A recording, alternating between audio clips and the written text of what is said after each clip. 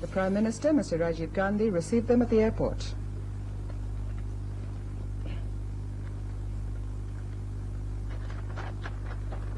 The Danish Prime Minister inspected an inter-services guard of honor.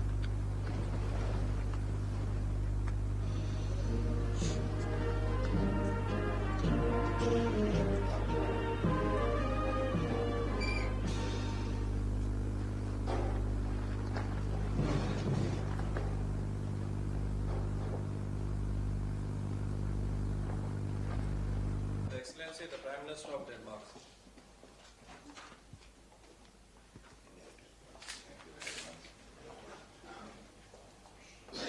My daughter.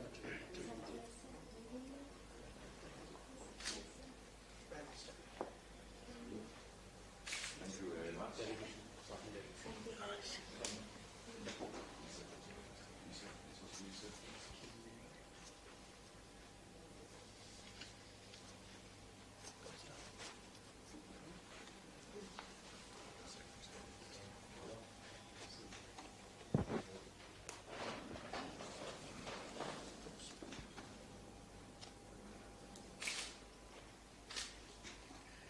हमें बड़ी प्रसन्नता है आपकी तशरीफ आवरी पर हमारे देश में आकर हमारे बड़े नुक्तों से उनका भी गए और तीसरी बार आपका बड़ा एहसास है और डेनमार्क ने भारत की स्वतंत्रता सहायता की है उसके लिए भी हम आपके बहुत आभारी हैं। A cordial welcome, Your Excellency, to our country. Thank you, Mr. Vice President. Thank you very much. Madam, how nice of you to come. Please. Thank you very much. And from all Europe is in grip of a very Especially the northern part. The 2 days. It takes a lot of oil to keep the altitude. And I think it's that The old fortress, Yes. the Taj Mahal, and other beautiful is one places. thing which you would like to export. We want foreign exchange. Yes. It's such a beautiful thing. We can only give them replica. As I commented today, you could never get a project like the Taj Mahal through the financing.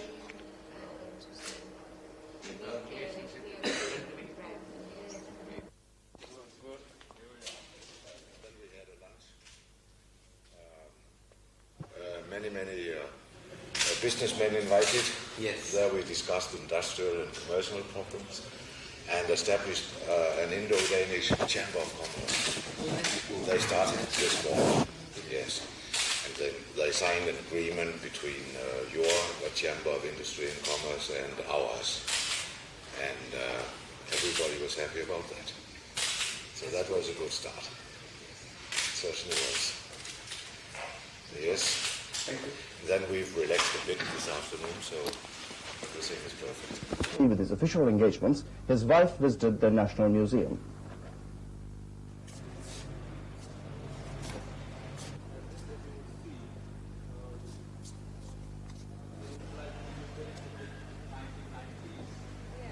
All worship being made here, and here of course are these famous destroyed in the sense of creation.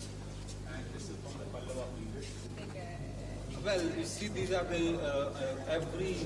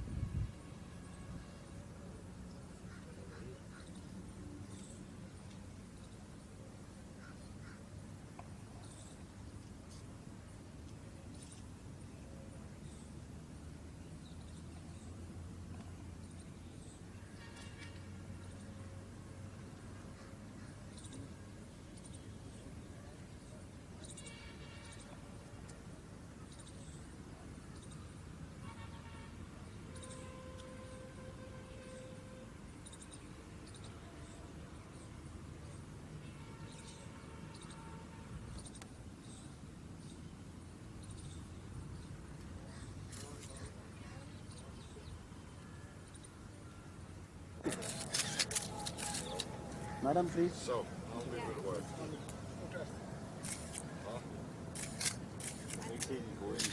Der er ikke mere, hvad det kan vi kritisere. Ja, jeg holder, du graver.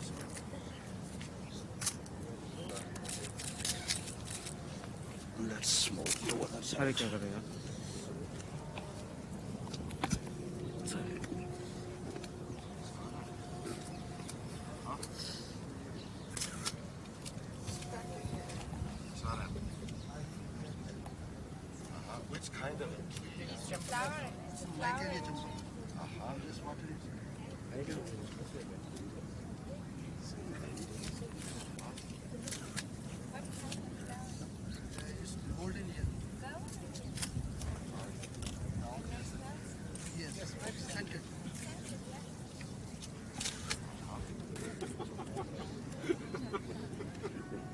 We are overwhelmed with the kindness and hospitality shown to us by the government, and of course we are receiving so many impressions during this week's stay. We are trying to get an impression of India's rich past, its culture, its traditions, but certainly also of what Prime Minister Gandhi in his speech last night called the pioneering endeavor to modernize and develop the country while preserving traditional values and democratic foundations. We are well aware, and this is important, that we are visiting this week the world's largest democracy. And this really is something. I had the opportunity then to spend almost 4 days with Mrs. Gandhi in Denmark. I certainly do hope that we shall see Mr. Gandhi, your Prime Minister, today in Denmark before long. Contacts of this level are, first of all, a means of demonstrating to the public in both countries the warm relations between us and an opportunity to exchange views on international politics. I'm aware that as journalists you have come here to ask questions rather than listen to speeches, so as well as your foreign minister and your minister for commerce, and I have discussed many interesting items of common concern to both countries, but I think I should leave it to you. Good. Friends, may I say that when I will identify those of you who want to ask questions, please identify yourself by name, the news organization you represent, and may I... Of Indian Express. Are you concluding any agreement or accord during this visit, either in terms of trade or otherwise? No, not as such, but the trade delegation, which is accompanying me on this trip, did yesterday sign an agreement with their Indian counterpart. And the idea is that we now have established official, formal contacts between the organizations of industrial life in the two countries. And this, no doubt, will facilitate that business people individually, firms, enterprises individually, better can get support from their organizations, and there will be a regularly exchange of information between the two organizations and its membership, so that there is a better general background. Yes. JP Bhatnagar, Mussalman Madras. Sir, do you have any plan of exchanging your country's businessmen to India and Indian journalists and businessmen to your country for exchange of views? We would like that to get enlarged, that sort of cooperation. But as a matter of fact, it is already operated on a certain scale. There are a number of Danish firms who work closely together with government agencies and above all private enterprises in your country. And many Danes over the last few years have come to India, established contacts. Many Indians have gone to Denmark, and also groups now and then, primarily of rather young people, to study our methods, technical methods, etc., in various specialized fields. And I think this is helpful. What we are striving for when it comes to industry and trade is not just the old game, which all of us know, exchange of goods, and only that. I think we must be aware that the method in future is more than that. In this population, there are many reasons for that. One is that our sources of information are very, very well developed. Newspapers, television, there's a television set in each and any home, and Danish television focuses very much on what happens in faraway places. We feel that this is the modern times fabulous offer to people, that you can get what happens foremost via television into your home and study it.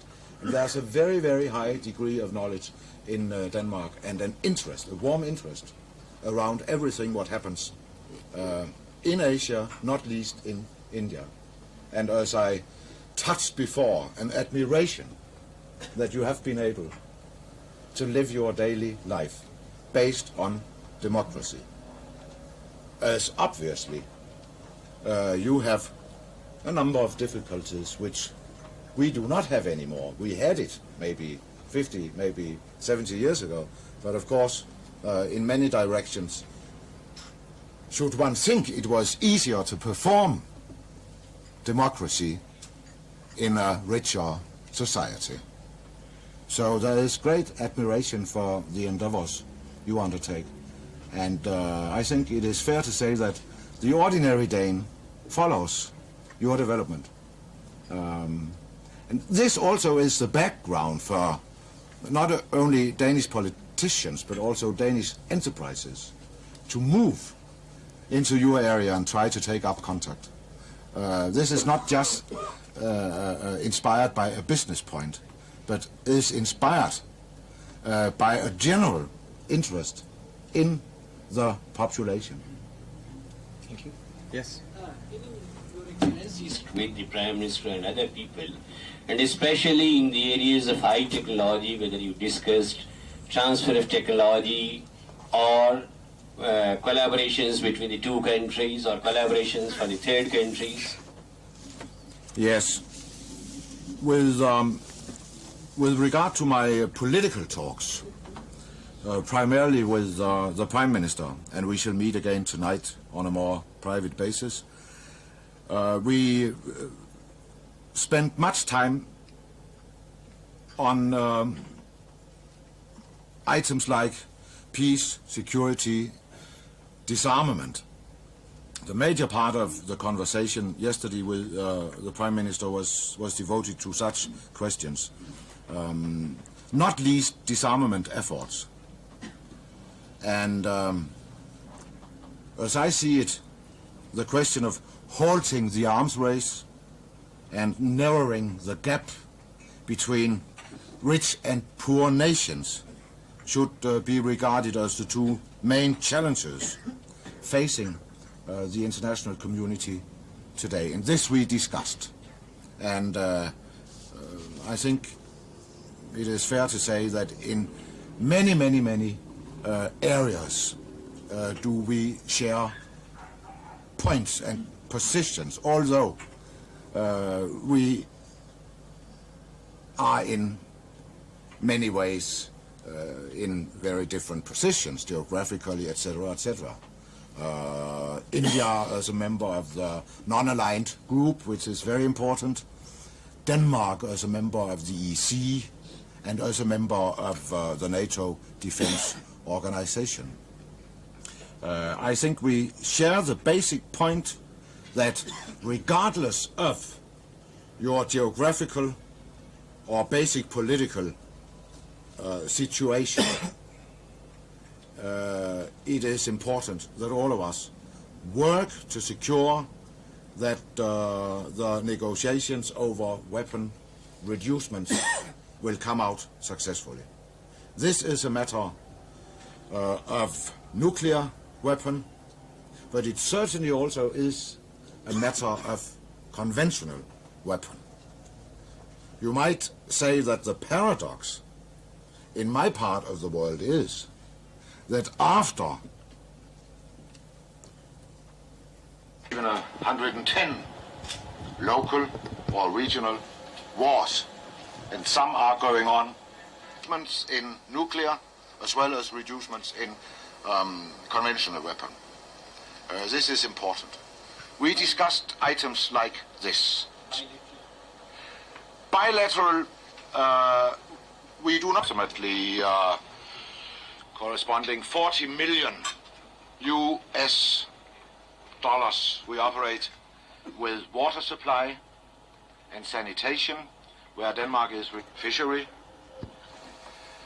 Such areas have established close contact, and we are working on projects including modern will become a priority sector because we are both very interested. So only yesterday the Soviet Union has named a new and a senior delegate to the disarmament conference in the context of the collapse of the Reykjavik and Geneva summit.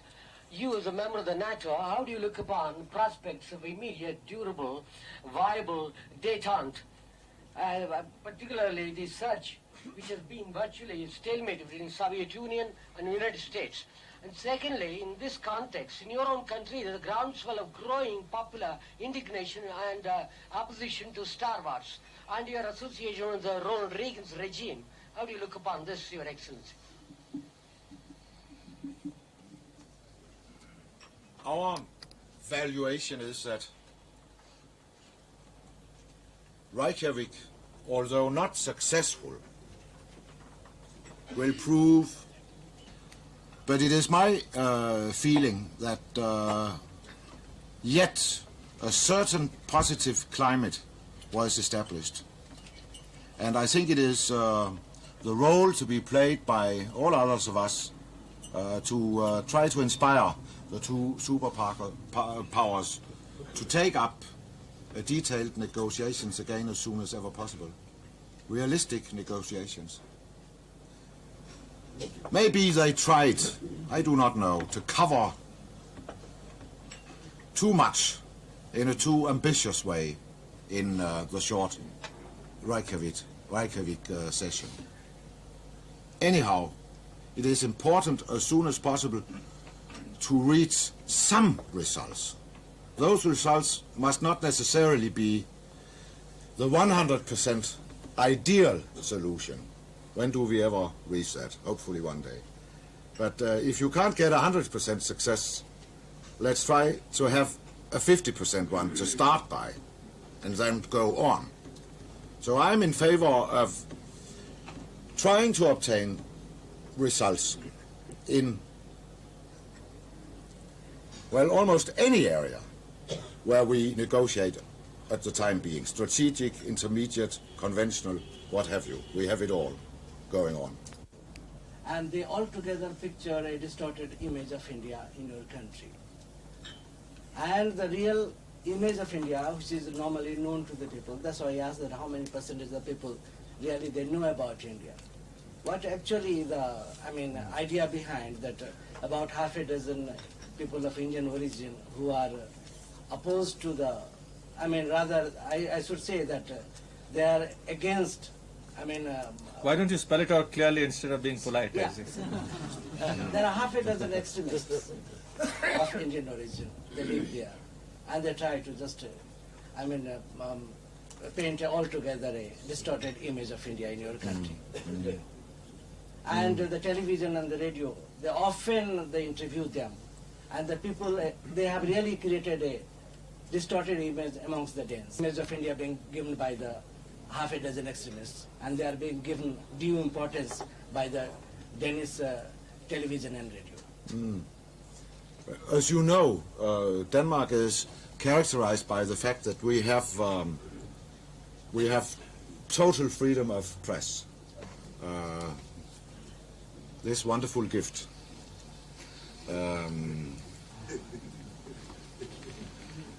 But this is serious, and that also means that the Danish government cannot and should not and will not in any way interfere in editorial policies of newspapers, of radio stations, of television. I have not seen or heard what you try to refer to. Obviously, Danish media now and then try to report over interior problems in this country. This is, well, of course they should. And I would not be surprised if it were a fact that now and then many various points are exposed. I don't know whether this has taken place, but I wouldn't be surprised if that had happened once or twice. Thank you. I think does Denmark entertain some of the terrorists from India? If so, how many are there, and how do you deal with them? How do we deal with terrorists who take shelter in our country? Yes. Our policy is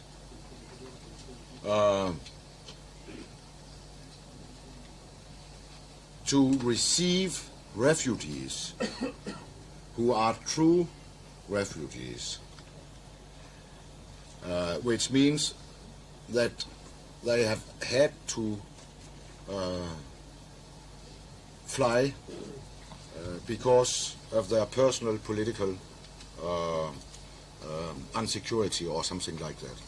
You can't define this terribly precisely, but we feel that it is a natural thing to try out of humanitarian philosophy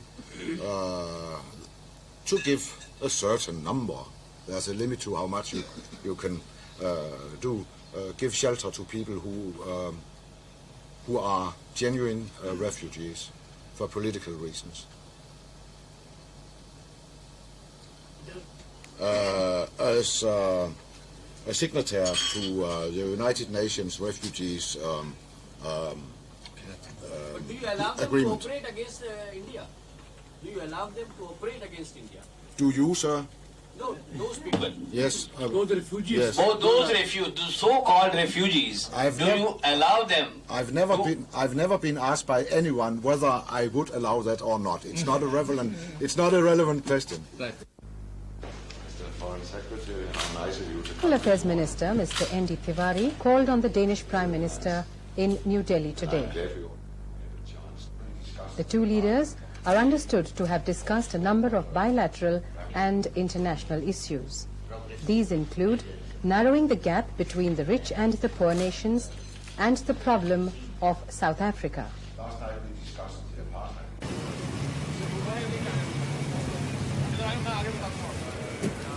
The Danish Prime Minister also visited a project in the capital run with the assistance of Denmark.